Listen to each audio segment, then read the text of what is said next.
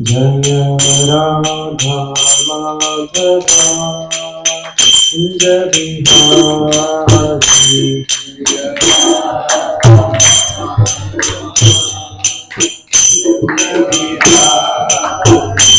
जय राधा माधवा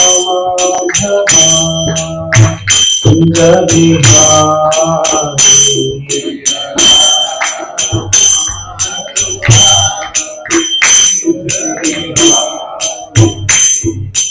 गोपी जना वल्लभा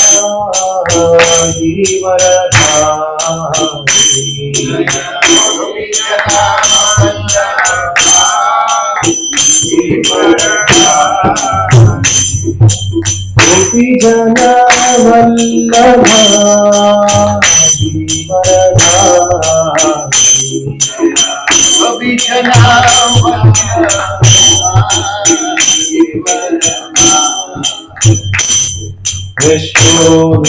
यशोधानन्दना व्रज जनरञ्जना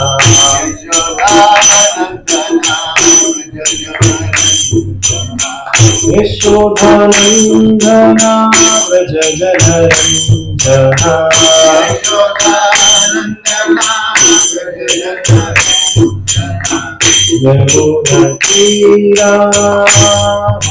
यमुनतीरावनचारि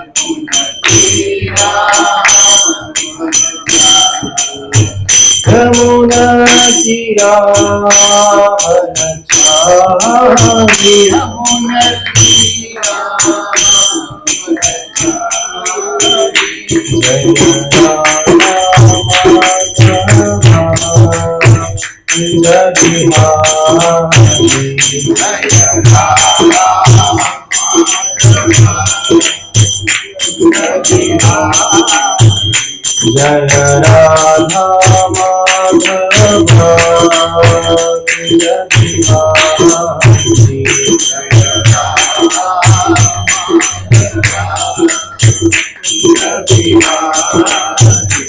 गोपी जन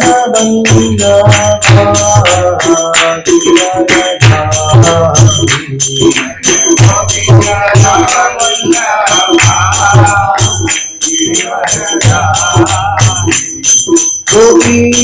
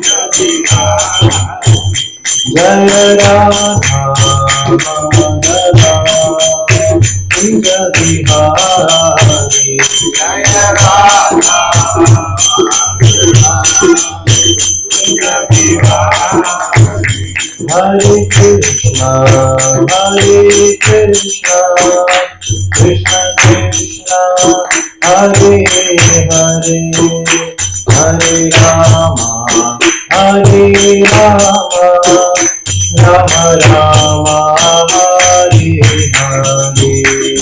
Hare Krishna, Krishna Krishna, Hare Hare, Hare Rama, Hare Rama, Rama Rama, Hare Hare.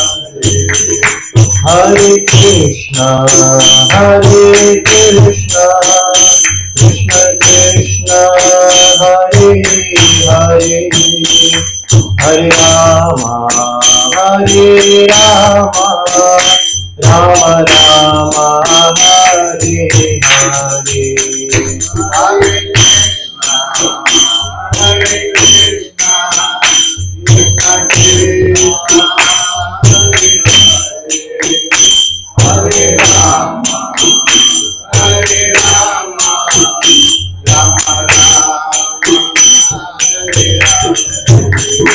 Hare Krishna, Hare Krishna, Krishna Krishna, Hare Rama, Hare Rama, Rama Rama, Hare Hare. Hare Krishna, Hare Krishna,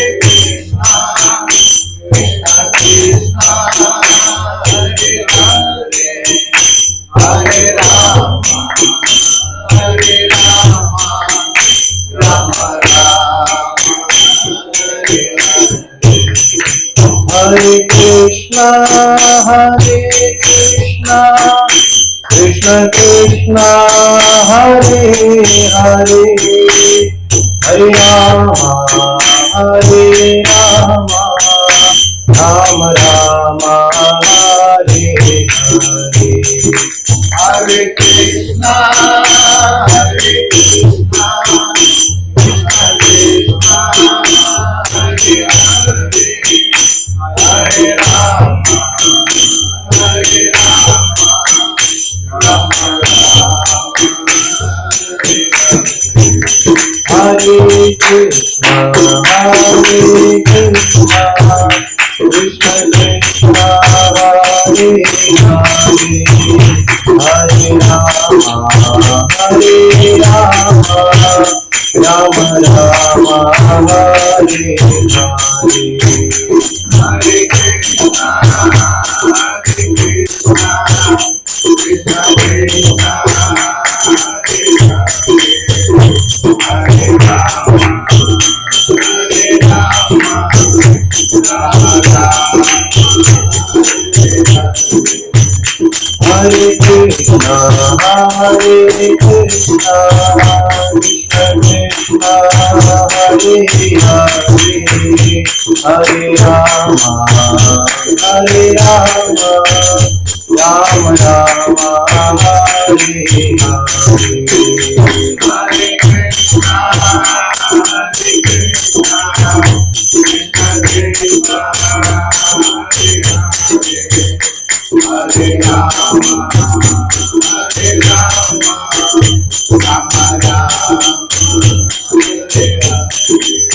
Hare Krishna, Hare Krishna, Krishna Krishna, Hare Hare, Hare Rama, Hare Rama, Rama Rama, Hare Hare.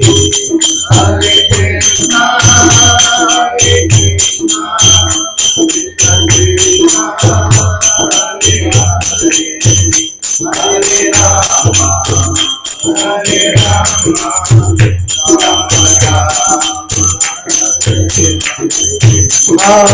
Rama, Rama Rama, Hare Krishna, Hare Krishna, Krishna Krishna, Hare Hare, Hare Rama, Hare Rama, Rama Rama, Hare Hare. Hare Krishna, Hare Krishna, Krishna Krishna, Hare Hare, Hare Rama, Hare Rama, Rama Rama, Hare Krishna, Hare Krishna, Krishna Krishna, Hare Hare, Hare Rama, Hare Rama, Rama Rama, Hare Hare. Hare Krishna, Hare Krishna, Krishna Krishna, Hare Hare, Hare Rama, Hare Rama, Rama Rama, Hare Rama Rama Hare Hare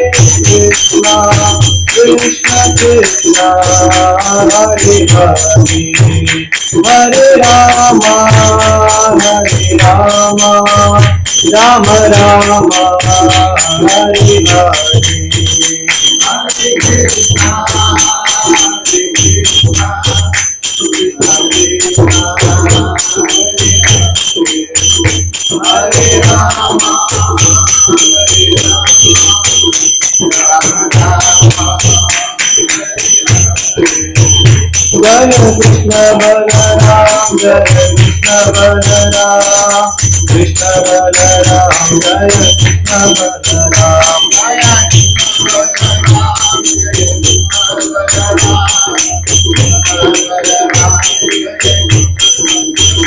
Jai Gauranitai, Jai Gauranitai, Gauranitai, Jai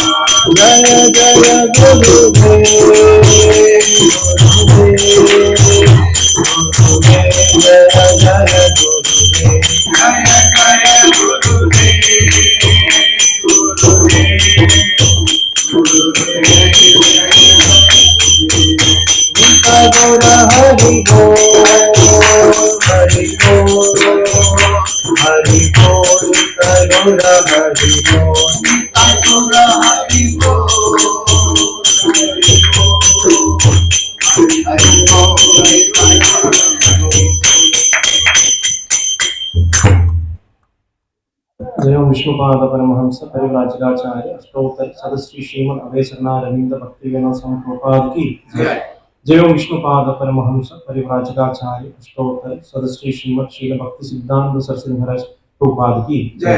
अनंत कोटि वैष्णव वृंद की जय। रामाचार्य श्री हरिदास ठाकुर की जय। श्रीमद भगवद गीता की जय। निताय गौर प्रेमानंदे।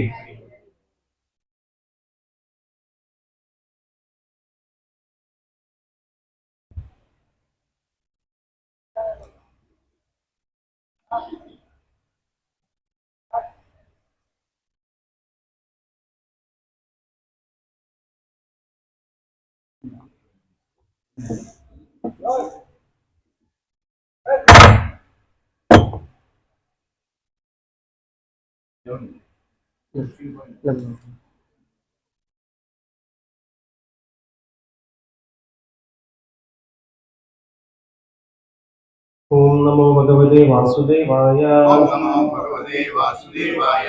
ओम नमो भगवते वासुदेवाय। ओम नमो भगवते वासुदेवाय। ओम नमो भगवते वासुदेवाय।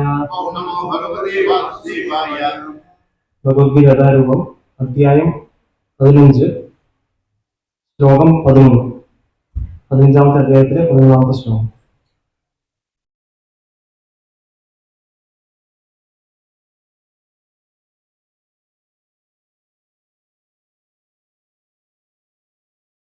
यतन्तो योगिनश्चैनं पश्यन्त्यात्मन्यवस्थितं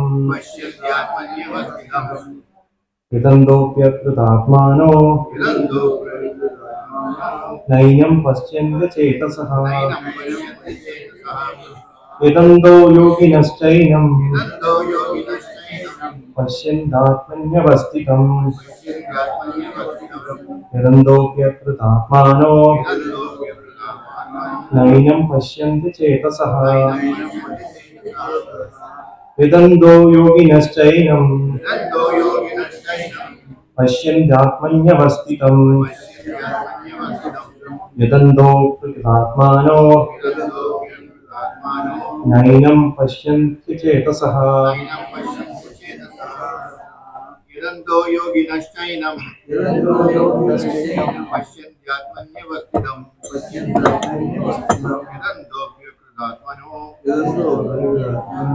नैनं पश्यन्ति चेतसः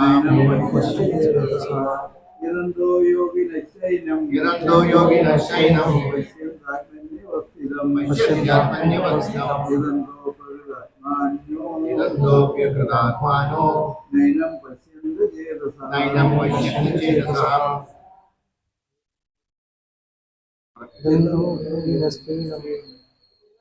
यदन्तो योगिनश्चैनं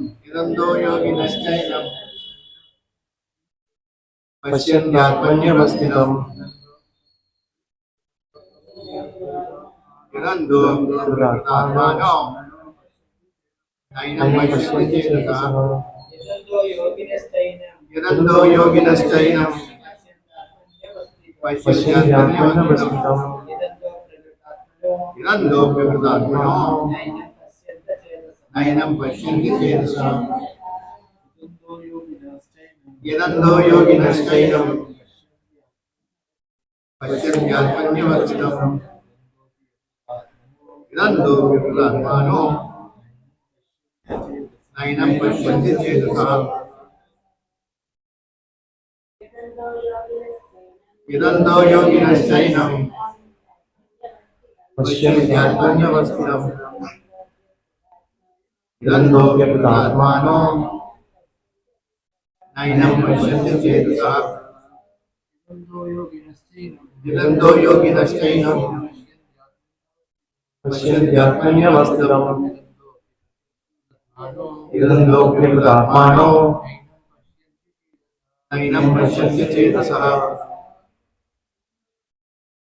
यदन्तो योगिनश्चैनं पश्यन्त्यात्मन्यवस्थितं यदन्तोऽप्यकृतात्मानो नैनं पश्यन्ति चेतसः यदन्तो योगिनश्चैनं पश्यन्त्यात्मन्यवस्थितं यदन्तोऽप्यकृतात्मानो नैनं पश्यन्ति चेतसः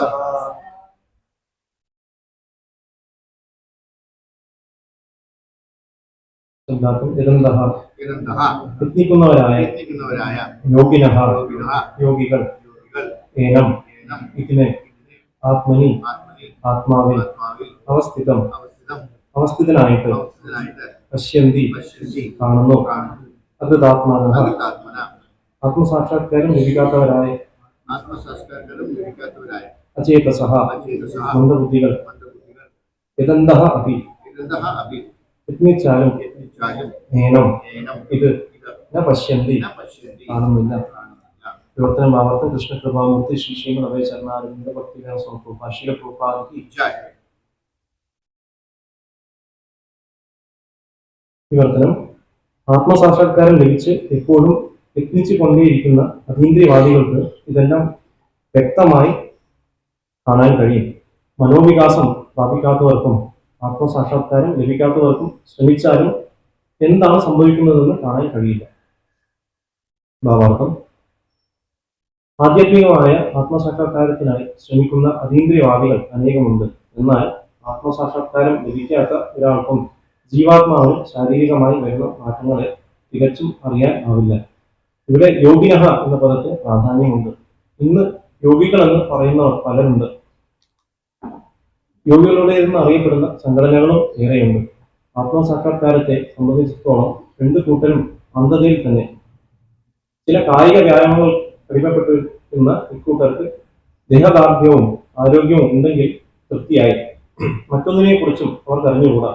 യദന്തോപി കൃതാത്മാനഃ എന്നതിന്റെ പ്രത്യക്ഷ ഉദാഹരണങ്ങളാണ് അവർ. ഒരു പ്രത്യേക യോഗ പദ്ധതി അനുസരിച്ച് പ്രവർത്തിക്കുന്നുണ്ടെങ്കിലും ആത്മസാക്ഷാത്കാരം ലഭിക്കാത്തവരാണ്. ഇത്തരക്കാർക്ക് ജീവന്റെ ദേഹാന്തര പ്രാപ്തിയെക്കുറിച്ച് മനസ്സിലാക്കാൻ സാധിക്കില്ല.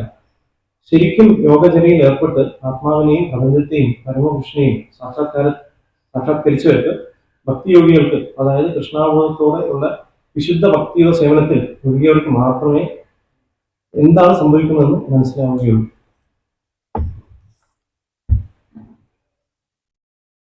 ഓം അജ്ഞാനതിമിരാന്തസ്യ ജ്ഞാനാഞ്ജനശലാഖ്യ ചക്ഷുരുന്മീലിതമേന തസ്മൈ ശ്രീ ഗുരുവേ നമഃ. ശ്രീചൈതന്യ മനോഭീഷ്ടം സ്ഥാപിതം ഏന ഭൂതലേ സ്വയം രൂപകഥാമഹ്യം ദദാന്തി സുഖദാന്തിനോ. വന്ദേഹം ശ്രീഗുരു ശ്രീദത്തകമലം ശ്രീഗുരു വൈഷ്ണവാംശ്ച ശ്രീരൂപം സാധുജാതം സഹനവിനാഥ വിദഗ്ധം സജീവം സാദ്വൈതം സാവധൂതം പരിസരിതം കൃഷ്ണ ചൈതന്യദേവം ശ്രീരാധാകൃഷ്ണ പാദാൻസാനിവേദ ശ്രീശാഖാംശ്ച നമോ വിഷ്ണുപാദായ കൃഷ്ണപ്രേഷ്ഠായ ഭൂതലെ ശ്രീമദേ ഭക്തി വേദാന്ത സ്വാമി വിജ്ഞാമി നമസ്തേ സാരസ്വതി ദേവി ഗൗരവാണി പ്രചാരിണി നിർവിശേഷ ശൂന്യവാദി പാശ്ചാത്യ ദേശകാരിണി जय श्री कृष्ण चैतन्य प्रभु नित्यानंद श्री अद्वैत गदाधर श्रीवासादि गौरभक्तवृंद हरे कृष्णा कृष्णा कृष्णा हरे हरे हरे राम राम राम हरे हरे पांचाकल्पतरुभ्यश्च कृपासिन्धुभ्येव च पतितानां पावनेभ्यो वैष्णवेभ्यो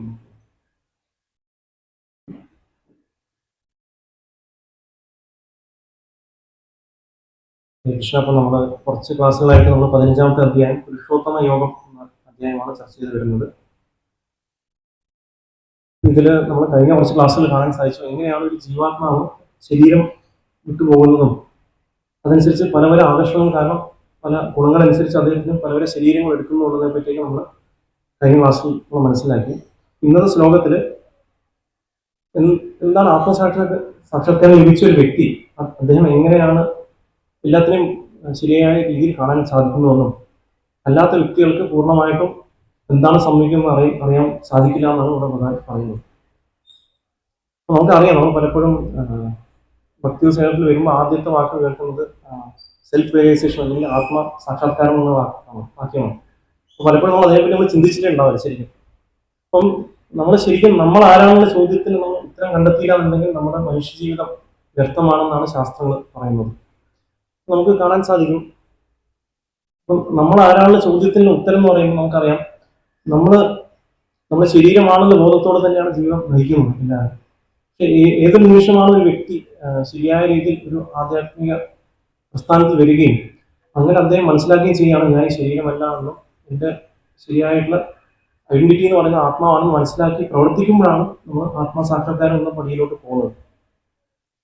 അപ്പോൾ നമ്മൾ പലപ്പോഴും ആത്മാവാണെന്നുള്ള തിയറിറ്റിക്കലായിട്ട് മനസ്സിലാക്കാറുണ്ടല്ലേ നമ്മൾ പുസ്തകങ്ങൾ വായിക്കുമ്പോഴും ഭക്തന്മാരിൽ നിന്ന് കേൾക്കുമ്പോഴൊക്കെ. പക്ഷെ സാക്ഷാത്കാരം എത്രത്തോളം ലഭിച്ചു എന്നുള്ളത് വലിയൊരു ചോദ്യചിഹ്നം തന്നെയാണ് പലപ്പോഴും നമ്മൾ ഭക്തിയിലാണെങ്കിൽ പോകുന്നത്. അപ്പം നമുക്കറിയാം രണ്ട് കാര്യങ്ങളുണ്ട്, നമുക്ക് അറിവ് കൊണ്ട് സാക്ഷാത്കാരം എന്നുള്ള രണ്ട് വാക്യങ്ങൾ നമുക്ക് കാണാൻ സാധിക്കും ശാസ്ത്രങ്ങളിൽ. അപ്പൊ അറിവ് എന്ന് പറയുന്നത് നമുക്ക് അറിയാൻ പറ്റും, നമുക്ക് പലപ്പോഴും പല കാര്യങ്ങളും വായിച്ചറിയുമ്പോൾ നമുക്ക് അതിലെ അറിവ് നമുക്ക് കിട്ടും, അല്ലെ, മനസ്സിലാക്കാൻ പറ്റുമായിരിക്കും. നമുക്ക് ഓർമ്മയിൽ നിൽക്കും ചില കാര്യങ്ങളൊക്കെ, നമ്മൾ അതിനെപ്പറ്റി ഒരു മെമ്മറൈസ് ചെയ്യാൻ പറ്റുമായിരിക്കും പല കാര്യങ്ങളും. പക്ഷെ സാക്ഷാത്കാരം കൊണ്ട് ഉദ്ദേശിക്കുന്നത് നമ്മൾ അതിനെ അനുഭവേദ്യമാക്കുമ്പോഴാണ് സാക്ഷാത്കാരം കൊണ്ട് ഉദ്ദേശിക്കുന്നത്.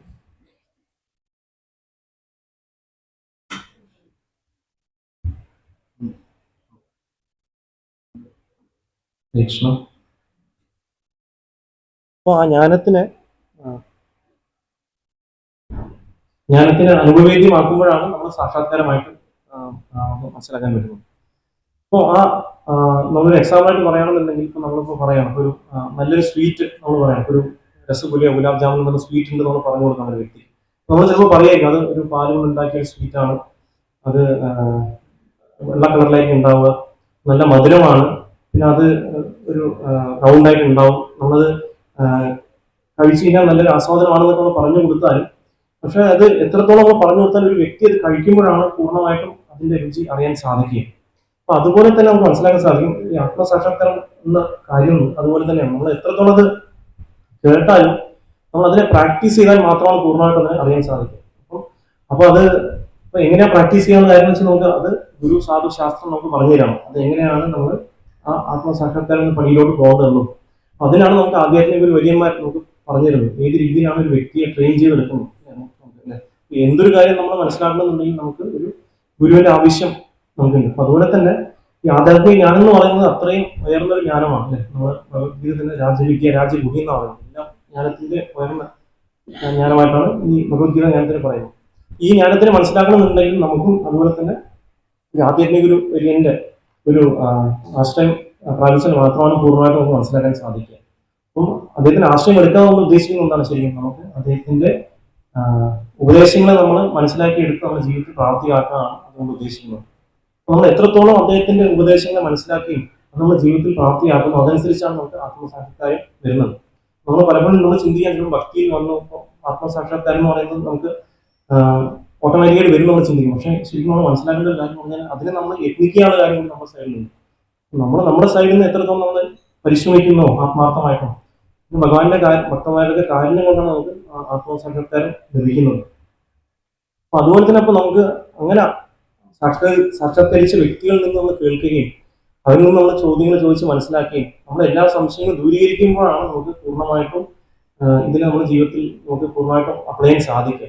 അപ്പൊ നമുക്ക് എല്ലാവർക്കും ചിലപ്പോൾ ഈ ജ്ഞാനം ഏറ്റവും ഉയർന്നതാണെന്ന വിശ്വാസം നമുക്ക് ഉണ്ടാവായിരിക്കും. പക്ഷെ അത് പൂർണ്ണമായിട്ടും സാക്ഷാത്കരിച്ചില്ല എന്നുണ്ടെങ്കിൽ നമുക്ക് ഇതിനെ അപ്ലൈ ചെയ്യാൻ പറ്റില്ല. നമുക്ക് എന്തെങ്കിലും സിറ്റുവേഷൻ വരുന്ന സമയത്ത് നമ്മൾ ചിലപ്പോൾ ഇതിനെ നമുക്ക് സാക്ഷാത്കരിച്ചില്ല എന്നുണ്ടെങ്കിൽ നമുക്കത് അപ്ലൈ ചെയ്യാൻ സാധിക്കില്ല.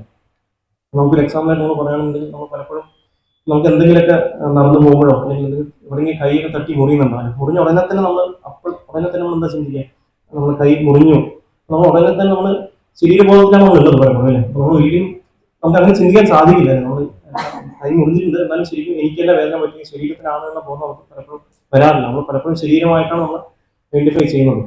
പക്ഷെ അതേ സമയത്ത് ഒരു വ്യക്തി നമ്മൾ മനസ്സിലാക്കുകയാണെങ്കിൽ നമ്മൾ പലപ്പോഴും പല എക്സാമ്പിളുകൾ നമുക്ക് മനസ്സിലാക്കാൻ ശ്രമിക്കാറുണ്ട്. നമ്മളിപ്പം ശരീരം എന്ന് പറഞ്ഞ ഒരു കവറിങ്ങും ആത്മാവെന്ന് പറയുന്നത് ആണ് നമ്മൾ മനസ്സിലാക്കാൻ സാധിക്കാറുണ്ട്. നമ്മൾ പലപ്പോഴും ഈ ഒരു പുറത്തിട്ടോണ്ട് ഞാൻ പോകുന്ന സമയത്ത് ഒരു ആളിയിൽ തട്ടി ഇതിപ്പം കീറാണ്. കീറുന്ന സമയത്ത് നമ്മൾ മനസ്സിലാക്കാൻ പറ്റും ഇത് എനിക്കല്ല പറ്റിയിട്ടുള്ളത്, പുറത്തൊക്കെയാണ് പറ്റിയത് നമുക്ക് അറിയാൻ സാധിക്കും. പക്ഷെ അതുപോലെ തന്നെ നമുക്ക് നമ്മുടെ ശരീരത്തിൽ പറ്റുമ്പോഴും അങ്ങനെ ചിന്തിക്കാൻ പലപ്പോഴും പറ്റാറില്ല. കാരണം എന്ന് വെച്ചാൽ നമ്മൾ പൂർണ്ണമായിട്ടും അതിനെ സാക്ഷാത്കരിച്ചില്ല എന്ന കാര്യം കൊണ്ടാണ് ഇത് സംഭവിക്കുന്നത്. അപ്പൊ അതിന് നമ്മൾ എത്രത്തോളം നമ്മൾ അതിനെ പൂർണ്ണമായിട്ടും നമ്മൾ അത് നമ്മുടെ ശരീരമല്ല ആത്മാവെന്ന ആ തത്വം നമ്മൾ എത്ര പറഞ്ഞാലും നമ്മൾ ഒരിക്കലും ഇത് ചെയ്യാറില്ല. അപ്പൊ പലപ്പോഴും ശീലം പോകാനെടുത്ത് പലപ്പോഴും ചോദിക്കാറുണ്ട്, പലപ്പോഴും നിങ്ങളുടെ എല്ലാ ക്ലാസ്സുകളിലും അല്ലെങ്കിൽ പുസ്തകങ്ങളൊക്കെ നിങ്ങൾ ഒരേ കാര്യം തന്നെയാണെന്ന് പറയുന്നു, ഈ ശരീരമല്ല ആത്മാവാണ് എന്ന കാര്യം റിപ്പീറ്റ് ചെയ്യാറുണ്ട്. അപ്പൊ എന്തുകൊണ്ട് അങ്ങനെ പറയുന്നു ചോദിച്ചപ്പോൾ പ്രഭുപാദ് പറഞ്ഞു, ഞാൻ ഇത്രത്തോളം പറഞ്ഞിട്ട് ആൾക്കാരെ മനസ്സിലാക്കാത്തതുകൊണ്ടാണ് വീണ്ടും റിപ്പീറ്റ് ചെയ്യേണ്ടി വരുന്നത്. കാരണം ഈ ഒരു തത്വം മനസ്സിലാക്കിയാൽ മാത്രമാണ് ഒരു വ്യക്തിക്ക് ഞാൻ ആരാണെന്ന് മനസ്സിലാക്കിയാൽ മാത്രമാണ് ഞാനും ഭഗവാൻ തമ്മിലുള്ള കണക്ഷൻ എന്താണെന്നും ഞാൻ എന്ത് ചെയ്യണമെന്ന അടുത്ത സ്റ്റെപ്പ് എടുക്കാൻ സാധിക്കുക എന്നത് ശീലപ്രഭാവം പറഞ്ഞത്. അപ്പൊ അതുപോലെ തന്നെ ഈ ശ്ലോകത്തിൽ നമുക്ക് മനസ്സിലാക്കാൻ പറ്റുന്ന കാര്യം വെച്ചാൽ നമ്മൾ അങ്ങനെ സാക്ഷാത്കരിച്ച വ്യക്തിക്കാണ് ശരിക്കും എന്താണ് നമ്മൾ ശരീരമല്ല ആത്മാവാണെന്നും എന്റെ യഥാർത്ഥ ലക്ഷ്യം എന്താണെന്ന് മനസ്സിലാക്കിക്കൊണ്ട് പ്രവർത്തിക്കാൻ സാധിക്കുക. അപ്പം നമ്മൾ ഒരു എക്സാമ്പിളായിട്ട് പറയുകയാണെന്നുണ്ടെങ്കിൽ നമ്മൾ ഇരുട്ടത്ത് നിൽക്കുന്ന സമയത്ത് നമുക്ക് പലപ്പോഴും നല്ലൊരു അമാവാസി ദിനത്തിലൊക്കെ ഇന്നിപ്പോൾ പൂർണ്ണിമയാണ് നമുക്ക് വിളിച്ചത്. അങ്ങനത്തെ ദിവസം നിൽക്കുന്ന സമയത്ത് നമുക്ക് ഒന്നും കാണാൻ സാധിക്കില്ല, നമുക്ക് കാണാൻ സാധിക്കില്ല, അടുത്തുള്ള ആളെയും കാണാൻ സാധിക്കില്ല. അപ്പോൾ നമ്മൾ ഫുൾ ഇരുട്ടിലായിരിക്കും. പക്ഷെ അതേ സമയത്ത് നമ്മൾ കുറച്ച് ടോർച്ച് അടിച്ചു കഴിഞ്ഞാൽ കുറച്ച് നമുക്ക് കാണാൻ പറ്റും, നമ്മളെ പറ്റി കുറച്ച് കാണാൻ പറ്റും, അടുത്തുള്ള ആളെയും കാണാൻ പറ്റും. പക്ഷെ അതേ സമയത്ത് സൂര്യൻ വന്നാലും രാവിലെ ആയി നമുക്ക് എല്ലാം വളരെ തെളിച്ചമായിട്ട് കാണാൻ സാധിക്കും. അപ്പൊ അതുപോലെ തന്നെയാണ് ആത്മസാക്ഷാത്കാരം എന്ന് പറയുന്നത്. നമ്മളൊരു ലെവൽ വെച്ച് നമ്മൾ നോക്കുകയാണെങ്കിൽ നമുക്ക് ടോർച്ച് അടിച്ച് കാണുന്ന നമുക്ക് ഓരോ വ്യക്തികളെ കാണുന്ന പോലെ തന്നെയാണ് നമ്മുടെ സാക്ഷാത്കാരം എന്ന് പറയുന്നത്. കുറച്ച് ടോർച്ചിന് പവറുള്ളതായിരിക്കും നമ്മൾ സാക്ഷാത്കരിച്ച വ്യക്തി പോലെയായിരിക്കും, കുറച്ചുകൂടെ വീണ്ടും നമ്മൾ പഴയ സ്ഥിതിയോട്ട് വരും. അതുപോലെ തന്നെ പൂർണ്ണമായിട്ടും സാക്ഷാത്കാരം നേടിയ വ്യക്തിയാണെന്നുണ്ടെങ്കിൽ അദ്ദേഹത്തിന് എങ്ങനെയാണ് വെളിച്ചമുള്ള സമയത്ത് എല്ലാത്തിനും പൂർണ്ണമായിട്ട് കാണാൻ സാധിക്കുക. അതുപോലെ തന്നെ ആ വ്യക്തിക്ക് ഏതൊരവസ്ഥയിലും ഞാൻ ഭഗവാൻ അംശമാണെന്നും എന്തൊരവസ്ഥയിലും അദ്ദേഹത്തിന് ഭഗവാൻ തന്നെയാണ് ആശ്രയിക്കണമെന്നും എല്ലാ രീതിയിലും ഭഗവാന്റെ കാരുണ്യത്തെ അദ്ദേഹത്തിന് കാണാൻ സാധിക്കും എന്നാണ് നമുക്ക് മനസ്സിലാക്കാൻ സാധിക്കും. അപ്പൊ ഈ ശ്ലോകത്തിലും ഇത് പറയുന്നത് നമുക്ക് പല രീതിയിലുള്ള സാക്ഷാത്കാര പാതയുള്ള പല വ്യക്തികളും കാണാൻ സാധിക്കും, അല്ലെ, യോഗികളെ നമുക്ക് പലതും കാണാൻ സാധിക്കും. പക്ഷെ അതിനും വളരെ വ്യക്തമായിട്ടും ശീലപ്രഭുപാദ് ഇതിൽ ആ ഭാവത്തിന്റെ അവസാനത്തിൽ പറയുന്നത് എന്താണ്, ഭക്തിവിഷയത്തിലുള്ള ഒരു വ്യക്തിക്കാണ് യഥാർത്ഥമായിട്ട് ആത്മസാക്ഷാത്കാരം കൈവരിച്ച വ്യക്തി എന്ന് വളരെ വ്യക്തമായിട്ടും പറയുന്നത് കൃഷ്ണാവത്തുള്ള വ്യക്തിയാണ്, അല്ലെ. കാരണം നമുക്ക് പല രീതിയിലുള്ള വ്യക്തികളും കാണാൻ സാധിക്കും. പലരും ചിലപ്പോൾ നമ്മൾ നോക്കുകയാണെങ്കിൽ പല യോഗ പദ്ധതികളൊക്കെ ചെയ്ത് ഹഠയോഗം എന്നുള്ള രീതിയിലൊക്കെ നമുക്ക് ഇന്ന് കാണുന്ന പല മെഡിറ്റേഷൻ എന്നൊക്കെ പറയുന്നത് ശരിക്കുമുള്ള നമ്മുടെ പതാഞ്ജലി യോഗസൂത്രം അനുസരിച്ചുള്ള യോഗ പദ്ധതിയല്ല. പലപ്പോഴും അതൊരു ശരീരത്തിന് ആസനത്തിന് ഒരു ശരീരത്തിന് ഒരു ഇത് കിട്ടാൻ, ഫിറ്റ്നസ് കിട്ടാനൊക്കെയാണ് ചെയ്യുന്നത്. അപ്പൊ ശരിയായിട്ടുള്ള യോഗ പദ്ധതി കൊണ്ട് ഉദ്ദേശിക്കുന്നതാണ് ശരിക്കും ഭക്തിയോഗം തന്നെയാണെന്ന് നമുക്ക് മനസ്സിലാക്കാൻ സാധിക്കും. കാരണം അതിൽ നമ്മൾ റിയൽ ആയിട്ട് നമ്മൾ ആരാണെന്നും ഭഗവാൻ ആരാണെന്നും നമുക്ക് ഭഗവാൻ നമ്മളൊരു ലവിംഗ് ആയിട്ട് റിലേഷൻഷിപ്പ് അവിടെ എസ്റ്റാബ്ലിഷ് ചെയ്യാൻ സാധിക്കും. ബാക്കിയുള്ള യോഗത്തിലൊക്കെ നമുക്ക് എന്തെങ്കിലുമൊക്കെ നമ്മൾ നേടാൻ വേണ്ടിയിട്ടാണ്, നമ്മുടെ സിദ്ധികളോ അല്ലെങ്കിൽ നമുക്ക് യോഗങ്ങളൊക്കെ നേടാൻ വേണ്ടിയിട്ടാണ് നമ്മൾ പലപ്പോഴും അത് നമ്മൾ യത്നിക്കുന്നത്. പക്ഷെ ഭക്തി സേവനത്തിലാകട്ടെ നമ്മൾ ആഗ്രഹിക്കുന്നത് ഭഗവാൻ എങ്ങനെ സേവനം ചെയ്യുന്ന ബോധത്തോടെ നമ്മൾ ചെയ്യുന്നത്. അപ്പൊ അതാണ് അതിന് ഏറ്റവും ഉയർന്നത്, അല്ലെ. നമ്മൾ കാരണം ഭഗവാനെ എങ്ങനെ സേവനം ചെയ്യും, ഭഗവാനെ എങ്ങനെ തൃപ്തിപ്പെടുത്താനുള്ളത് തന്നെയാണ് ഏറ്റവും ഉയർന്നത്. ഒരു വ്യക്തിയെ വ്യക്തിയോട് നമ്മൾ ചോദിക്കണം, നിങ്ങൾ അത് തരുമോ ഇത് തരുമോ എന്ന് ചോദിക്കുന്നതും പക്ഷെ ആ വ്യക്തിയെ സേവനം ചെയ്യുമ്പോൾ ഒരുപാട് വ്യത്യാസമാണ്. വ്യക്തിയെ സേവനം ചെയ്യുമ്പോൾ ആ വ്യക്തി പൂർണ്ണമായിട്ടും നമുക്ക് കടപ്പെട്ടവനായിട്ട് മാറും. അതുപോലെ തന്നെയാണ് ഭക്തി സേവനം കൊണ്ട് ഉദ്ദേശിക്കുന്നത്. നമ്മൾ പൂർണ്ണമായിട്ടും ഭഗവാനെ പരിശുദ്ധമായിട്ടും നമ്മൾ സേവനം ചെയ്യാൻ ആഗ്രഹിക്കുന്നതാണ് ഭക്തി സേവനം. അതുകൊണ്ടാണ് അതിന്റെ ആ ഒരു യോഗത്തിനെ ഏറ്റവും ഉയർന്നതായിട്ട് പറയുന്നത് അല്ലെ, യോഗിനാം അഭി സർവേശം ഭക്തതേരന്തരാത്മന ശ്രദ്ധാവാൻ ഭജതയോമ സമയുക്തമോ അല്ലെ. യോഗികൾ വെച്ച് ഏറ്റവും ഉയർന്നത് ആരാണ്? എല്ലായ്പ്പോഴും എന്നെ പറ്റി ഓർക്കുകയും എല്ലായ്പ്പോഴും എന്നെ പറ്റി ധ്യാനിക്കുകയും സേവനം ചെയ്യുന്ന ഒരു വ്യക്തിയാണ് ഏറ്റവും ഉയർന്നത്. അതാണ് എന്റെ ഒപ്പീനിയൻ എന്ന് ഭഗവാൻ തന്നെ 6-ാം അധ്യായത്തിൽ 47-ാം ശ്ലോകത്തിൽ പറയുന്നത്. അതുകൊണ്ട് ഭക്തിയുടെ സേവനം തന്നെയാണ് ഏറ്റവും ഉയർന്നത് എന്ന കാര്യം നമുക്ക് മനസ്സിലാക്കാൻ സാധിക്കും. അപ്പം ഞാൻ ഇന്ന് ശീലപ്രഭ ലീലാവത വായിച്ച സമയത്തും ഇത് റിലേറ്റഡ് ആയിട്ട് ഒരു കാര്യം ജസ്റ്റ് വായിക്കാനിടയായി. അപ്പോൾ ശീലപ്രഭ അത് അദ്ദേഹത്തിന് 1967 അദ്ദേഹത്തിന് ആരോഗ്യസ്ഥിതി വളരെ ഇതായിട്ട് വന്ന ശേഷം അത് ഇന്ത്യയിൽ പോയി വീണ്ടും തിരിച്ച് അദ്ദേഹം സാൻ ഫ്രാൻസിസ്കോയിലോട്ട് വന്നു. അപ്പോൾ വന്ന ശേഷവും അദ്ദേഹം നേരെ പോയി ഭക്തന്മാരൊക്കെ കണ്ടു. അപ്പോൾ ഭക്തന്മാരൊക്കെ കണ്ട ശേഷം അപ്പോൾ റെഗുലറായിട്ട് അദ്ദേഹം മോർണിംഗ് വാക്ക് പോകാൻ തുടങ്ങി. രാവിലെ എണീറ്റ ശേഷം അവിടെ അപ്പോൾ മോർണിംഗ് വാക്ക് പറഞ്ഞാൽ കാറിൽ പോയിട്ട് കുറച്ച് ദൂരം ബീച്ചിൻ്റെ അടുത്തൊക്കെ പോയി നടക്കുകയായിരുന്നു. അതുപോലെ തന്നെ അപ്പം അദ്ദേഹത്തിന് കൂടെ ഇപ്പോൾ ഡിസൈബിൾസൊക്കെ എല്ലാവരും വരാൻ സാധിക്കും. ഇപ്പോൾ ബ്രഹ്മചാരിയായാലും ഗൃഹസ്ഥായാലും അവർക്കൊക്കെ വരാം, എല്ലാവരും വെൽക്കമാണ്. അപ്പം അങ്ങനെ ശീലപ്രഭുപാദ് ഇറങ്ങിയ ശേഷം അടുത്തൊരു കാറിൽ ഒരു ലീലാവതി എന്ന് പറഞ്ഞൊരു മാതാജി ഉണ്ടായിരുന്നു. അപ്പോൾ മാതാജിക്ക് ഒരു മകളും ചെറിയൊരു കുഞ്ഞുണ്ടായിരുന്നു, സുഭദ്ര എന്നൊരു മകളും ഉണ്ടായിരുന്നു. അപ്പം ശീലപ്രഭുപാദ് കാറിൽ ഇറങ്ങി. അപ്പം ഈ ഒരു മാതാജി പുറത്തിറങ്ങാൻ കുറച്ച് ബുദ്ധിമുട്ടായിരുന്നു, കാരണം കുഞ്ഞിനെ എടുത്തുകൊണ്ട് പുറത്തിറങ്ങാൻ കുറച്ച് ബുദ്ധിമുട്ടുണ്ടായിരുന്നു. അപ്പൊ അങ്ങനെ ഈ മാതാജി പുറത്തിറങ്ങിയ ശേഷം ശീലപ്രഭുപാദ് ചിരിച്ചുകൊണ്ട് ഒരു ചോദ്യം ചോദിച്ചു അത്. അപ്പം പ്രഭുപാദ് ചോദിച്ചു, ഒരു കുഞ്ഞിനെ എങ്ങനെ എടുക്കണം എന്നുള്ളതിനെ മനസ്സിലാക്കാൻ വേണ്ടിയിട്ട് ഒരു ചോദ്യമാണ് ചോദിച്ചത്. അതായത് രണ്ട് രീതിയിൽ നമുക്ക് കാണാൻ സാധിക്കും. കുരങ്ങന്മാര് കുട്ടികളെ മുകളിൽ വെച്ചുകൊണ്ടാണ് നടക്കുന്നത്, അതേസമയത്ത് പൂച്ചയാണെന്നുണ്ടെങ്കിൽ കുഞ്ഞിനെ അതിന്റെ കടിച്ചുകൊണ്ട് എടുത്തുകൊണ്ട് നടക്കും. ഇപ്പൊ രണ്ട് രീതിയിലും കാണാൻ സാധിക്കും. അപ്പൊ ഏതാണ് ഇന്റലിജന്റ് ആയിട്ടുള്ള വഴി എന്നുള്ള കാര്യം മാതാജി എടുത്ത് അദ്ദേഹം ചോദിച്ചു. അപ്പോൾ മാതാജി പെട്ടെന്ന് മനസ്സിലാക്കാൻ സാധിച്ചില്ല എന്താണ് ശീലപ്രഭുപാദ് അവിടെ പറയുന്നത്. അപ്പൊ വീണ്ടും റിപ്പീറ്റ് ചെയ്തു. അതായത് കുരങ്ങൻ കുട്ടിയെ തൂക്കുന്നത് അദ്ദേഹത്തിന്റെ മുകളിൽ വെച്ചിട്ടാണ്, അതേസമയത്ത് പൂച്ചയാണെന്നുണ്ടെങ്കിൽ പൂർണ്ണമായിട്ടും കുഞ്ഞിനെ പിടിച്ചുകൊണ്ടാണ് നടക്കുന്നത്, അതായത് കടിച്ചു തൂങ്ങിയാണ് നടക്കുന്നത്. അപ്പൊ ഏതാണ് ശരിയായ ഇതെന്ന് ചോദിച്ചു വീണ്ടും. അപ്പോൾ മാതാജി ഒന്നുകൂടി ചിന്തിച്ചിട്ട് പറഞ്ഞു, പൂച്ച എങ്ങനെയാണോ കുഞ്ഞിനെ പിടിച്ച് നടക്കുന്നത് അതാണ് പൂർണ്ണമായിട്ടുള്ള, അതാണ് ഏറ്റവും ഇതായിട്ടുള്ള വഴി എന്ന് പറഞ്ഞു. അപ്പോൾ അപ്പൊ എന്ത് സംഭവിച്ചു വെച്ചാൽ അപ്പൊ അവിടെ പ്രഭുപാദ് അപ്പം തിരിച്ചുകൊണ്ട് പറഞ്ഞു ശരിയാണെന്ന് പറഞ്ഞു. അപ്പൊ എന്തുകൊണ്ടെന്ന് പറഞ്ഞാൽ പ്രഭുപാദ് ഉത്തരം കൊടുത്തു. അത് നമുക്ക് രണ്ട് രീതിയിൽ യോഗ പദ്ധതിയിൽ കാണാൻ സാധിക്കും. അപ്പോൾ ഈ ബാക്കിയുള്ള ഭക്തി യോഗികൾ ഒഴികെ ബാക്കിയുള്ള യോഗികളൊക്കെ ആണെന്നുണ്ടെങ്കിൽ അവർ ഭഗവാനെ മനസ്സിലാക്കാൻ വേണ്ടിയിട്ട് ഭഗവാന്റെ മേത്ത് എങ്ങനെയാണോ ഒരു കുരങ്ങന്റെ കുട്ടി കുരങ്ങന്റെ മേത്ത് പിടിച്ചിരുന്നു കൊണ്ട് നടക്കുന്നത്, അതുപോലെയാണ് ഈ ബാക്കിയുള്ള യോഗചര്യം ചെയ്യുന്ന വ്യക്തികളെ. കാരണം അവരെന്താ ചെയ്യുന്നത്, ഭഗവാനെ മനസ്സിലാക്കാൻ വേണ്ടിയിട്ട് സ്വന്തം കഴിവുകൊണ്ട് ഭഗവാനെ മനസ്സിലാക്കാൻ ശ്രമിക്കുകയാണ് ചെയ്യുന്നത്. അപ്പൊ കുരങ്ങൻ അവിടെ സ്വന്തം സ്ട്രെങ്ത് കൊണ്ടാണ് കുരങ്ങന്റെ കുട്ടി ആ കുരങ്ങനെ പിടിക്കുന്നത്. അതുപോലെ തന്നെ ബാക്കിയുള്ള യോഗചര്യം ചെയ്യുന്ന ആൾക്കാർ എന്താ ചെയ്യുന്നത്, അവരുടെ കഴിവ് എന്റെ ബുദ്ധിശക്തി ഉപയോഗിച്ചുകൊണ്ടാണ് അവിടെ പൂർണ്ണമായിട്ടും ആക്ച്വലി ഭഗവാനെ മനസ്സിലാക്കാൻ ശ്രമിക്കുന്നത്. പക്ഷെ അതേ സമയത്ത് ഒരു പൂച്ചക്കുട്ടി ആകട്ടെ, പൂച്ചക്കുട്ടി പൂർണ്ണമായിട്ടും ആ പൂച്ചയാവുന്ന അമ്മയെ ഡിപ്പെൻഡ് ചെയ്തിരിക്കുകയാണ് ചെയ്യുന്നത് അല്ലെ. അപ്പൊ അമ്മ പിടിച്ച് തൂങ്ങിയിരിക്കുകയാണ്. അപ്പൊ ആ പൂച്ചയ്ക്ക് ഒരു ടെൻഷനും ഇല്ല, എന്താണ് അമ്മ എന്നെ നോക്കിക്കോളുന്നുള്ള ഒരു വിശ്വാസം അതിന് പൂർണ്ണമായിട്ടുണ്ട്. അതുപോലെ തന്നെ ഭക്തിയോഗി ആകട്ടെ പൂർണ്ണമായിട്ടും ഞാൻ ഒന്നുമേ അല്ല, എനിക്ക് ഒരു കഴിവില്ല, പൂർണ്ണമായിട്ടും ഭഗവാന്റെ കാരുണ്യത്തിലാണ് എന്റെ ജീവിതം ഇരിക്കുന്നതെന്നും അങ്ങനെ പൂർണ്ണമായിട്ടും ഭഗവാനെ ആശ്രയിക്കുന്ന ഒരു വ്യക്തിയാണ് ഭക്തിയോഗി. അതുകൊണ്ട് ഭക്തിയോഗിയാണ് ഏറ്റവും ഇന്റലിജന്റ് എന്നാണ് ശീലപ്രഭുപാദ് മാതാജിക്കോട് പറഞ്ഞു കൊടുത്തത്. അപ്പോൾ ഭക്തിയോഗത്തിന്റെ ഏറ്റവും വലിയ ഒരു പ്രത്യേകത പറഞ്ഞാൽ എന്താണ്, നമുക്ക് അറിയാൻ സാധിക്കും, നമുക്കവിടെ നമ്മുടെ യോഗ്യതകളോ അല്ലെങ്കിൽ നമ്മുടെ ബുദ്ധിശക്തിയോ അല്ലെങ്കിൽ നമ്മുടെ കായിക ബലമോ ഒന്നുമല്ല അതിന് ഫാക്ടർ. നമ്മുടെ ഭഗവാന്റെ കാരുണ്യമാണ് അവിടെ ഏറ്റവും വലിയ ഫാക്ടർ. ഒരു വ്യക്തി ആത്മാർത്ഥമായിട്ടും എനിക്ക് ഭഗവാനെ അറിയണമെന്നും ഭഗവാനെ സേവിക്കണമെന്നും പൂർണ്ണമായിട്ടും ഭഗവാന്റെ പരിശുദ്ധ ഭക്തനാണെന്ന് ആഗ്രഹിക്കുന്ന ഒരു വ്യക്തിയെ എന്നു മുതലാണ് ആ വ്യക്തി പൂർണ്ണമായിട്ടും ഭഗവാനെ ആശ്രയിക്കുന്നത്, ആ നിമിഷം മുതൽ ഭഗവാന്റെ അവിടെ ഹെൽപ്പ് നമുക്ക് കാണാൻ സാധിക്കും. നമ്മൾ എത്രത്തോളം ഭഗവാനെ ആശ്രയിക്കുന്നുള്ളതാണ് അടുത്തൊരു ഫാക്ടർ. പലപ്പോഴും നമുക്ക് കാണാൻ സാധിക്കും, നമ്മൾ ഭക്തിയിലൊക്കെ പുതുതായിട്ട് വരുന്ന സമയത്ത് നമുക്ക് പൂർണ്ണമായിട്ടും നമുക്ക് എല്ലാം നല്ല ഇതായിട്ട് തോന്നും. നമുക്ക് കീർത്തനം കേൾക്കുമ്പോഴും ഭഗവാന്റെ വിഗ്രഹം കാണുമ്പോഴും ഭക്തന്മാരെ കാണുമ്പോഴൊക്കെ നമുക്ക് ആ ഒരു റെസ്പെക്റ്റും ഇതൊക്കെ നമുക്ക് പലപ്പോഴും ഉണ്ടാകും. പക്ഷെ കാലക്രമേണ നമുക്ക് എല്ലാവർക്കും ഒരു ടെൻഡൻസിയാണ്, നമുക്ക് ആ ഫെമിലിയാരിറ്റി കാരണം നമുക്ക് പലപ്പോഴും ആ ഒരു പുതുമ നഷ്ടപ്പെടും പല കാര്യങ്ങളും. പക്ഷെ ഏതൊരു വ്യക്തിയാണോ ആ കിട്ടിയ കാരണത്തെ എപ്പോഴും അദ്ദേഹത്തിന്റെ ഹൃദയത്തിൽ ഇരുന്നുകൊണ്ട് അത് ആ നന്ദി രേഖപ്പെടുത്തുകയും അതൊക്കെ എനിക്ക് പൂർണ്ണമായിട്ട് യോഗ്യത ഇല്ല, എനിക്ക് ആ യോഗ്യത ഇല്ലെങ്കിൽ കൂടി ഇത് ഭഗവാന്റെ ഭക്തന്മാരുടെ കാര്യം കൊണ്ടാണ് എനിക്ക് നേടിയിട്ടുള്ളതെന്ന് ആ ഒരു കാര്യം ഇന്ന് ഹൃദയത്തിൽ എടുത്തുകൊണ്ട് നടക്കുന്ന ഒരു വ്യക്തിക്ക് ഓരോ നിമിഷവും അദ്ദേഹത്തിന് ഭക്തി ഓരോ സേവനം ചെയ്യുമ്പോഴും അത് ആക്ച്വലി എനിക്ക് ഗ്രാൻഡഡ് അല്ല, അത് ആക്ച്വലി എനിക്ക് ആക്ച്വലി ഇത് വന്നിട്ട് ആക്ച്വലി ഭഗവാന്റെ കാരുണ്യമാണെന്ന് മനസ്സിലാക്കിക്കൊണ്ട് സേവനം ചെയ്യാൻ സാധിക്കും. അപ്പൊ അത് ആ ഒരു ചിന്തയോടെ ചെയ്യാൻ പറ്റുന്നതാണ് ആക്ച്വലി ഭക്തിയുടെ റിയൽ സക്സസ് എന്ന് പറയുന്നത്. അല്ലെങ്കിൽ നമ്മൾ ചിലപ്പോൾ ഒരേ കാര്യം നമ്മൾ ചെയ്യുക റിപ്പീറ്റീവ് ആയിട്ട്, അപ്പൊ നമ്മൾ ആദ്യം ചെയ്യുമ്പോൾ ശ്രദ്ധയോടെ ചെയ്യുക, പിന്നെ കുറെ നാൾ കഴിയുമ്പോൾ നമുക്ക് അതിന് ആ ശ്രദ്ധ കുറയും, പിന്നെ അത് ഒരു മെക്കാനിക്കലാണ് നമ്മൾ ചെയ്യാൻ ശ്രമിക്കും. ഏതൊരു വ്യക്തിയാണ് ഈ കിട്ടുന്ന ഓരോ സേവനങ്ങളും ഇത് എനിക്ക് ഭഗവാനായിട്ട് നൽകിയ കാരുണ്യമാണെന്നും അതിൽ ഒരുപാട് നന്ദി രേഖപ്പെടുത്തിക്കൊണ്ട് ഒരു വ്യക്തി ആ സേവനം ചെയ്യുകയാണെന്നുണ്ടെങ്കിൽ ആ വ്യക്തിക്ക് ആ സേവനം തുടർന്നുള്ള വ്യക്തി ചെയ്യാനും സാധിക്കും. എപ്പോഴും അത് സേവനം സന്തോഷത്തോടെ ചെയ്യാൻ സാധിക്കും, മനസ്സിലാക്കാൻ പറ്റും. അതാണ് ഭക്തിയുടെ ഒരു പ്രത്യേകത എന്ന് പറയുന്നത്. ഏതൊരു വ്യക്തിയാണോ ആ ചെയ്യുന്ന എന്തൊരു സേവനമാകട്ടെ അത് പൂർണ്ണമായിട്ടും ഇത് ഭഗവാനെ ഭക്തന്മാരെ തൃപ്തിപ്പെടുത്താൻ സന്തോഷപ്പെടുത്താനാണെന്ന ബോധത്തോട് ചെയ്യുമ്പോഴാണ് അത് പൂർണ്ണമായിട്ടും ഭക്തി ഇത് സേവനമായിട്ട് മാറുന്നത്. അല്ലെങ്കിൽ എന്താ സംഭവിക്കുക? അതുകൊണ്ടാണ് ശ്രീല പ്രഭുപാദ് പറയുന്നത് ഭക്തിയുടെ സേവനം കൊണ്ട് ഭക്തി എന്ന് പറയുന്നത് ലവ് ആൻഡ് ഡിവോഷൻ എന്ന് കൂടി പറയാറുണ്ട് അല്ലേ. ഡിവോഷൻ എന്ന് പറയുമ്പോൾ എന്താണ്? നമ്മൾ ഭക്തിയിൽ നിൽക്കുന്ന ഒരു വാക്യം എന്താണ്? അടുത്തത് ലവ് ആണ് അല്ലേ. നമ്മൾ സ്നേഹം ഉണ്ടെങ്കിൽ മാത്രമാണ് ഭക്തി പൂർണ്ണമായിട്ടും ഭഗവാനെ ആശ്രയിച്ച് ചെയ്യാൻ സാധിക്കും. കാരണം സ്നേഹം ഉണ്ടെന്നുണ്ടെങ്കിൽ നമ്മൾ ഏതൊരു അവസ്ഥയിലും നമുക്ക് ഭഗവാനെ സേവിക്കാൻ നമുക്ക് സാധിക്കും. പക്ഷെ അതേസമയത്ത് സ്നേഹം ഇല്ലാന്നുണ്ടെങ്കിൽ നമുക്ക് പലപ്പോഴും ചില കാര്യങ്ങൾ നമുക്കൊരു ബർഡനായിട്ട് മാറും.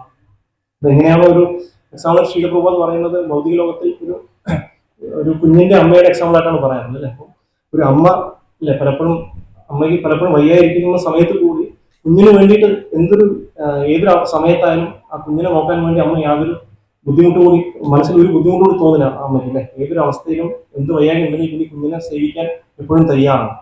അതുപോലെ തന്നെ നമുക്ക് മനസ്സിലാക്കാൻ സാധിക്കും. അപ്പൊ നമുക്ക് ഭക്തി എന്ന് പറയുന്നത് നമുക്ക് എന്താണ്? അപ്പം ഏതൊരു അവസ്ഥയിലും നമ്മൾ ഭഗവാനെ തൃപ്തിപ്പെടുത്താൻ വേണ്ടിയാണ് ചെയ്യുന്നത് ആ ബോധത്തോടെ നമ്മൾ ചെയ്യാൻ സാധിക്കണം എന്നാണ് ആചാര്യന്മാരൊക്കെ പറഞ്ഞിരുന്നത്. അപ്പൊ അത് അത്ര എളുപ്പമല്ല. നമുക്ക് ഇവിടെ പറയാൻ എളുപ്പമാണെങ്കിൽ പക്ഷെ അത് നമുക്ക് പ്രോപ്പറായിട്ടും ആ ഒരു മൂടോടെ ചെയ്യുന്ന വ്യക്തികളിൽ നിന്ന് നമ്മൾ കേട്ട് മനസ്സിലാക്കി നമ്മുടെ സംശയങ്ങൾ ദൂരീകരിച്ച് നമ്മളും ആ ഒരു നമ്മുടെ ഗോള് സെറ്റ് ചെയ്താൽ നമുക്ക് അത് വരാൻ സാധിക്കും. അപ്പോൾ നമ്മൾ ഭക്തി വന്ന ശേഷം നമുക്ക് എന്താണ് ഭക്തിയുടെ നേടണമെന്ന് ചിന്തിക്കുമ്പോൾ നമ്മൾ ചിന്തിക്കുന്നതാണ് എനിക്ക് എങ്ങനെയാണ് ഭഗവാന്റെ ഒരു പരിശുദ്ധ ഭക്തനാവാൻ സാധിക്കുക. അതിനെ യത്നിക്കുന്ന വ്യക്തിക്ക് എന്ത് തടസ്സങ്ങൾ വന്നാലും അപ്പൊ അദ്ദേഹം ചിന്തിക്കുന്നതാണ് എനിക്ക് ഏത് രീതിയിലുള്ള തടസ്സങ്ങൾ ഭാഗ്യമായിട്ട് വന്നാലും ഞാൻ ചിന്തിക്കുന്നതാണ് എനിക്ക് എങ്ങനെ ഭഗവാന്റെ പരിശുദ്ധ ഭക്തനാവാൻ സാധിക്കും എന്നുള്ള ചിന്തയാണ് അദ്ദേഹത്തിനുള്ളത്. അപ്പൊ ആ ഒരു ചിന്തയോടെ ആ വ്യക്തി ഓരോ നിമിഷവും ആ ഒരു ഗോൾ സെറ്റ് ചെയ്തുകൊണ്ട് മുന്നോട്ട് പോകുന്ന വ്യക്തിക്ക് അതിലേക്ക് പ്രോഗ്രസ് ചെയ്യാൻ സാധിക്കും. അല്ലാതെ നമ്മൾ എന്തെങ്കിലും അത് മറന്നുകൊണ്ട് വേറെ എന്തെങ്കിലും ചിന്തകളൊന്നും ചെയ്യാന്നുണ്ടെങ്കിൽ ചിലപ്പോൾ നമുക്ക് ബാക്കിയുള്ള കാര്യങ്ങൾ കിട്ടും, പക്ഷെ ഭഗവാനെ നമുക്ക് ഒരിക്കലും കിട്ടില്ല എന്നാണ് ശാസ്ത്രങ്ങൾ പറയുന്നത്. അപ്പോൾ നമ്മൾ മനസ്സിലാക്കാം. അപ്പം അതുകൊണ്ടാണ് ഭഗവാൻ വീണ്ടും വീണ്ടും ഭക്തി സേവനത്തിൽ വീണ്ടും ഊന്നൽ കൊടുക്കുന്നത്. പ്രഭുപാദ വിഭാഗത്തിൽ പറയുന്നത് കാരണം ഭക്തിയിൽ നമ്മൾ ഭഗവാനെ പൂർണ്ണമായിട്ട് സ്നേഹിക്കുക, പരിപൂർണമായിട്ട് സ്നേഹിക്കുക, സേവിക്കുക ആ ഒരു ഇതാണ് നമ്മുടെ ഇന്റൻഷൻ അതാണ്. അതുകൊണ്ടാണ് ഈവൻ ഭക്തന്മാർ കൂടി ഭഗവാൻ പലപ്പോഴും സേവനം ചെയ്യാൻ ശ്രമിക്കുന്നത്. നമുക്ക് ഇവിടെ ഭഗവത്ഗീതയെ കാണാൻ സാധിക്കുന്നതാണ്. ഭഗവാൻ തന്നെ ഇവിടെ അർജുനന്റെ ഒരു സാരഥിയായിട്ട് വരികയാണ് ചെയ്യുന്നത്. അപ്പൊ നമുക്ക് ഭക്തി സേവനത്തിൽ ശീലപ്രഭാത പറയുന്നതാണ് പല യോഗികളും ചിന്തിക്കുന്നതാണ് എനിക്ക് എങ്ങനെ ഭഗവാനാവാൻ സാധിക്കുക എന്നാണ് അവർ ചിന്തിക്കുന്നത്. പക്ഷെ ഭക്തി സേവനത്തിൽ എന്താണ് സംഭവിക്കുന്നത്? ഭഗവാന്റെ അച്ഛനും അമ്മമാരാവാൻ സാധിക്കുന്നതാണ് ശീലപ്രഭാത പറയുന്നത്.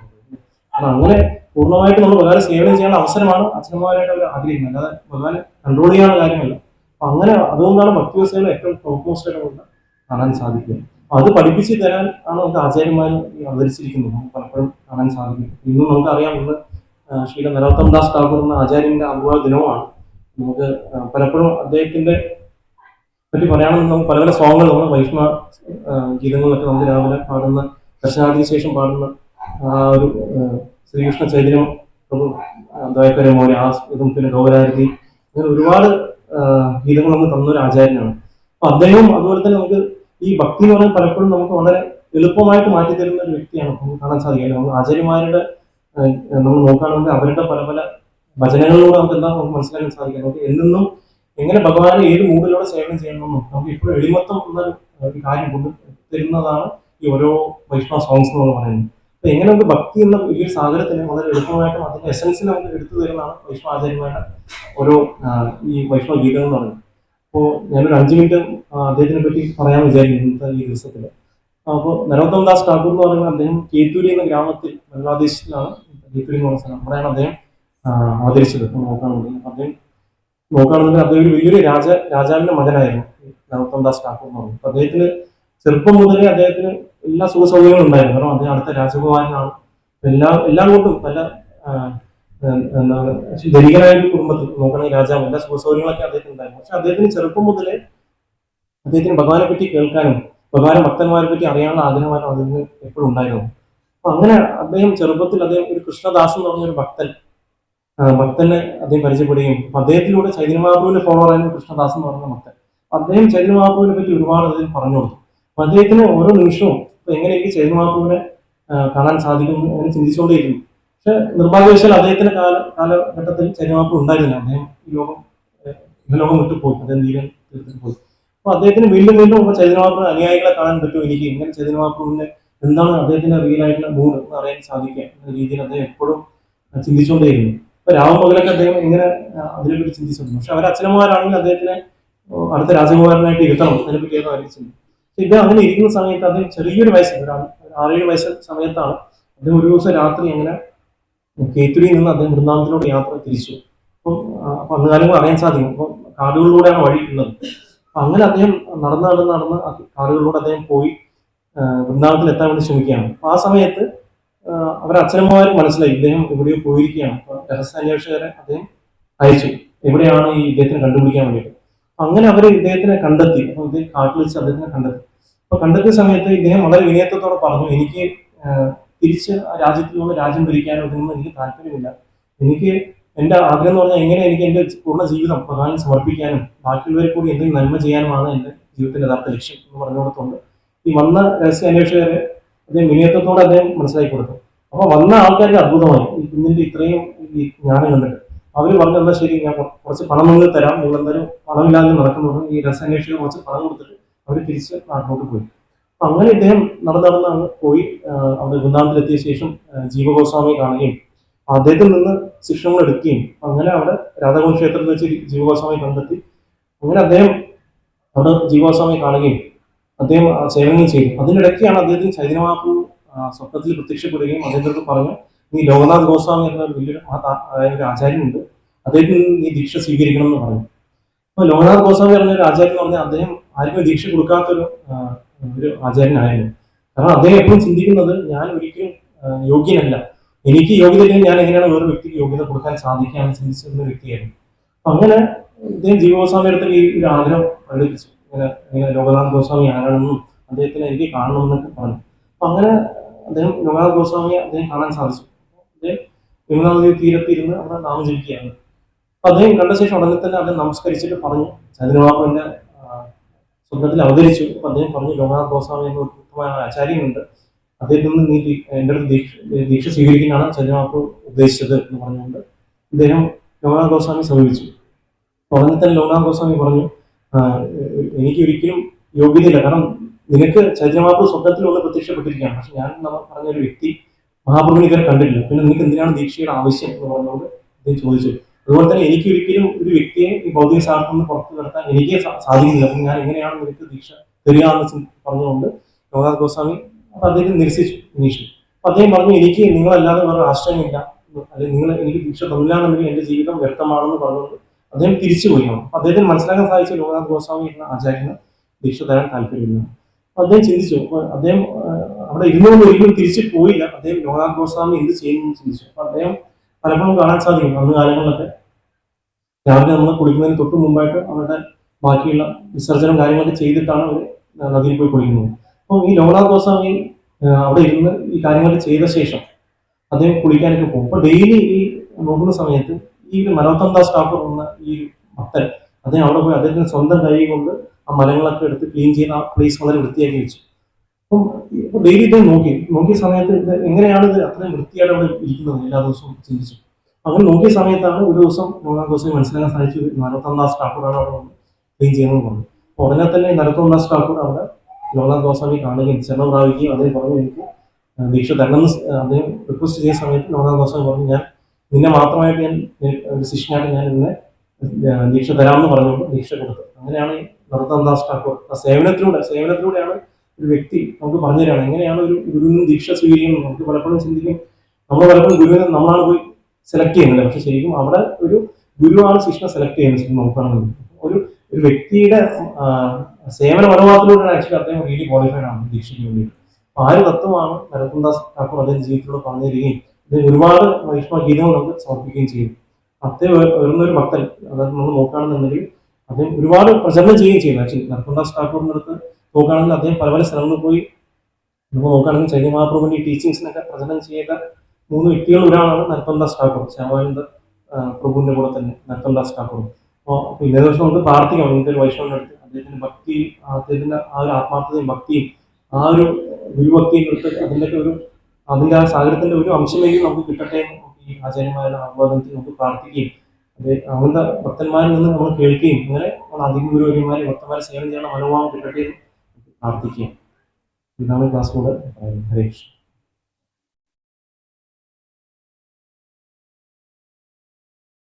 പ്രസ്ഥാനത്തിലും ഭക്തി ഭക്തി പറയാറുണ്ട്. ഗൗഡിയോ പല പ്രസ്ഥാനങ്ങളിലും ഭക്തി നമ്മൾ കേട്ടിട്ടുണ്ട്, പക്ഷെ ഇവിടെ വരുമ്പോഴാണ് പരിശുദ്ധ ഭക്തി എന്ന് കേൾക്കുന്നത്. അപ്പൊ ഇത് നമ്മൾ എന്താ വ്യത്യാസമുള്ള? പല പ്രസ്ഥാനങ്ങളും നമ്മൾ ഭക്തിയെ പറ്റി കേൾക്കാറുണ്ട്, പക്ഷെ നമ്മൾ ഇസ്കോൺ വന്ന ശേഷമാണ് പരിശുദ്ധ ഭക്തിയെ പറ്റി നമ്മൾ കേൾക്കുന്നത്. അപ്പൊ എന്താണ് തമ്മിലുള്ള ഭക്തിയും പരിശുദ്ധ ഭക്തിയും തമ്മിൽ വ്യത്യാസം എന്താണെന്നാണ് ചോദിച്ചിരിക്കുന്നത്. അപ്പം നമുക്കറിയാം, അപ്പം ഭക്തി എന്ന് പറയുന്നത് ഡിവോഷണൽ സർവീസ് ആണ് പറയാം. പക്ഷെ പരിശുദ്ധ ഭക്തി എന്ന് പറഞ്ഞാൽ അത് പ്യുവർ ഡിവോഷണൽ സർവീസ് എന്ന് പറയുന്നത്. അത് എന്താണ് വ്യത്യാസം നമ്മൾ മനസ്സിലാക്കണമെന്നുണ്ടെങ്കിൽ നമുക്കറിയാം, അപ്പൊ നമുക്ക് പല രീതിയിൽ ഭക്തിയെ പറ്റി കേൾക്കുന്നത്. ചിലപ്പോൾ നമുക്ക് ദേശഭക്തി നമ്മൾ പലപ്പോഴും കേൾക്കാറുണ്ട്, ദേശത്തിനോടുള്ള ഭക്തി ഇങ്ങനെയൊക്കെ നമ്മൾ കേൾക്കാറുണ്ട്. പക്ഷെ പരിശുദ്ധ ഭക്തിയുടെ ഉദ്ദേശം നമുക്ക് വേറൊരു ആഗ്രഹമില്ലാതെ പൂർണ്ണമായിട്ടും ഭഗവാന്റെ ആഗ്രഹം എന്താണെന്ന് മനസ്സിലാക്കിക്കൊണ്ട് നമ്മൾ പൂർണ്ണമായിട്ടും അതിന് ഭഗവാൻ ഇംഗിതം അനുസരിച്ച് നമ്മൾ സേവനം ചെയ്യുക, ഭഗവാനെ തൃപ്തിപ്പെടുത്തുക ആണ് അത് ഉദ്ദേശിക്കുന്നത് പരിശുദ്ധ ഭക്തി. വേറൊരു മോട്ടിവേഷനും ഇല്ല, അല്ലെ? നമ്മൾ എന്താ പറയുക, നമുക്ക് അഹേതുകമായിട്ടല്ലേ നമുക്ക് ആ ഒരു ഭക്തിയോട് ഒരിക്കലും നമ്മൾ എന്താണ് എനിക്ക് എന്തെങ്കിലും നേടണമെന്ന് ചിന്തിച്ചുകൊണ്ടല്ല നമ്മൾ ചെയ്യുന്നത്. ഭഗവാനെ പൂർണ്ണമായിട്ടും ഭഗവാനെ സന്തോഷം കൊടുക്കുക, ഭഗവാനെ തൃപ്തിപ്പെടുത്താനുള്ള ബോധത്തോടെ ചെയ്യുകയും അത് ഒരിക്കലും നിർത്താതെ അത് ഇൻട്രപ്ഷൻ ഇല്ലാതെ കൊണ്ടുപോകുന്നതാണ് യഥാർത്ഥമായിട്ടുള്ള ഭക്തി എന്ന് പറയുന്നത്. നമ്മൾ ഇത് ഭക്തിരസാം സിന്ധൂരിൽ പറയുന്ന പോലെ തന്നെ അന്യാഭിലാഷണ ശൂന്യം ജ്ഞാനകർമ്മ ധനാവൃതം ആനുകൂല്യം കൃഷ്ണാനുശീലം ഭക്തി കിട്ടുന്നത്, അല്ലെ?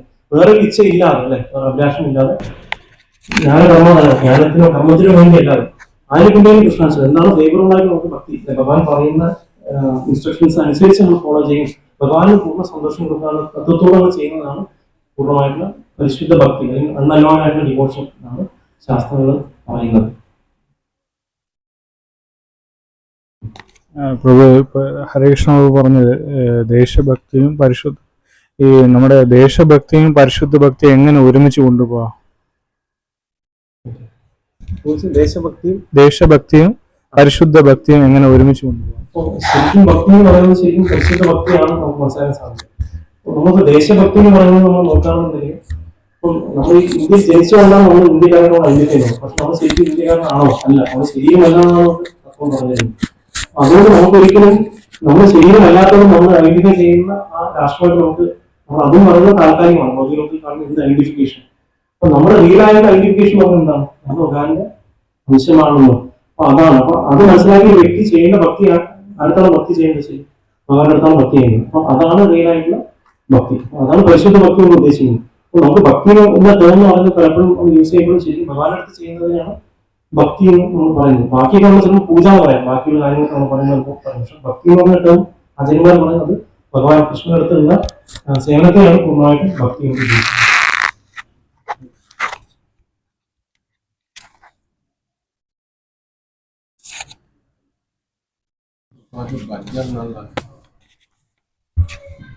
ക്വസ്റ്റ്യനില് ഭഗവത്ഗീതയില് ഭജ് ധാതുവിനെ കുറിച്ച് പറയുന്നു.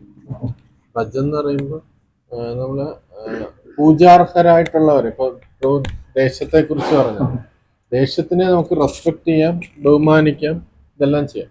പക്ഷെ സർവീസ് എന്ന് പറയുന്നത് മസ്റ്റ് അല്ല. കാരണം ഈ ശരീരത്തിൽ ചിലപ്പോൾ ചെയ്യുമായിരിക്കും, അടുത്ത ശരീരത്തിൽ നമ്മൾ നിർബന്ധമായിട്ടൊന്നും ചെയ്യേണ്ട കാര്യമല്ല.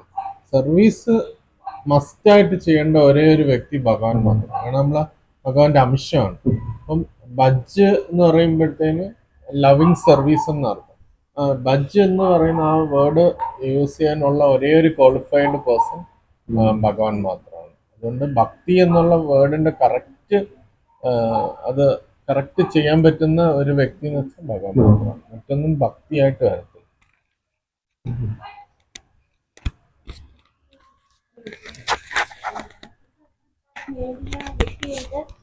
പിന്നെ ശരീരത്തിന് ഉണ്ടാകുന്ന മാറ്റങ്ങൾ എന്ന് പറയുമ്പോൾ അങ്ങനെ ശരീരത്തിന് മാറ്റങ്ങൾ ഉണ്ടാകുന്നു എന്ന് പറഞ്ഞിരിക്കുന്നത്. മാറ്റങ്ങൾ എന്താണ് അതിന്റെ? ആത്മസാക്ഷാത്കാരം നേടിയ വ്യക്തിക്ക് ശരീരത്തിൽ മാറ്റം ഉണ്ടാകുന്നു എന്നുള്ളത്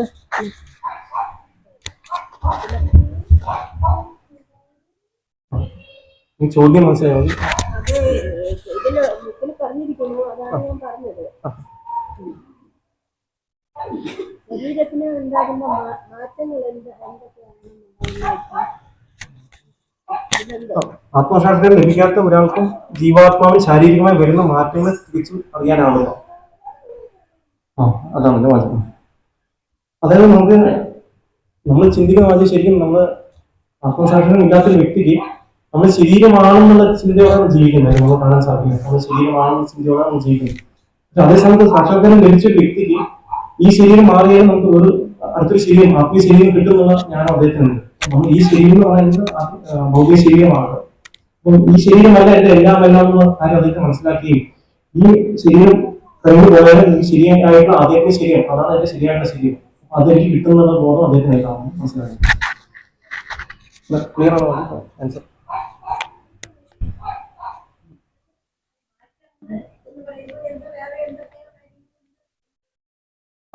മാറ്റങ്ങൾ എന്ന് പറയുമ്പോൾ നമുക്ക് അറിയാൻ പറ്റും. നമ്മൾ ജനിക്കുന്നു, വളരുന്നു, പിന്നെ നമ്മൾ പിന്നെ റീപ്രൊഡ്യൂസ് ചെയ്യുന്നു, അങ്ങനത്തെ കാര്യങ്ങളുണ്ടാവും. അപ്പൊ ആ മാറ്റങ്ങൾ ഒരു സാക്ഷാത്കാരം നേടാത്ത വ്യക്തിക്ക് അദ്ദേഹം ചിന്തിക്കുന്നു ഇത് സാധാരണമാണെന്ന് ചിന്തിക്കുകയായിരിക്കും, ഇതെല്ലാവരും നടക്കുന്ന ഒരു പ്രക്രിയയാണ് ചിന്തിക്കുന്നത്. പക്ഷെ സാക്ഷാത്കാരം നേടിയ വ്യക്തിക്ക് മനസ്സിലാക്കാൻ സാധിക്കും ഇത് ഈ ഒരു ചേഞ്ച്, ഈ ശരീരം മാറി വീണ്ടും അടുത്തൊരു ശരീരം ലഭിക്കും എന്ന് മനസ്സിലാക്കുകയും പക്ഷെ പൂർണ്ണമായിട്ടും എനിക്ക് ഇതിനൊരു ഈ മാറ്റങ്ങളുടെ അവസാനം നിൽക്കുന്നത് എപ്പോഴാണ് ഭഗവാനെ സ്മരിച്ച് തിരിച്ച് ആദ്യം ലോകത്തിൽ പോകുന്നത്. അപ്പോഴാണ് ഒരു വ്യക്തിക്ക് യഥാർത്ഥമായിട്ടും പൂർണ്ണമായിട്ടും ആദ്യം ശരീരം കിട്ടുകയും അപ്പോഴാണ് പൂർണ്ണമായിട്ടും ഈ മാറ്റങ്ങൾക്ക് അവസാനം കൊടുക്കുന്നത് മനസ്സിലാക്കാൻ പറ്റുന്നത്.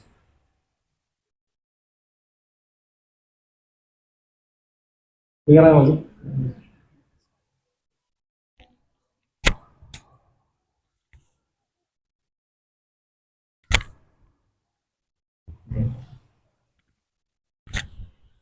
श्रीमद् भगवद गीता की जय, श्रील प्रभुपाद की जय।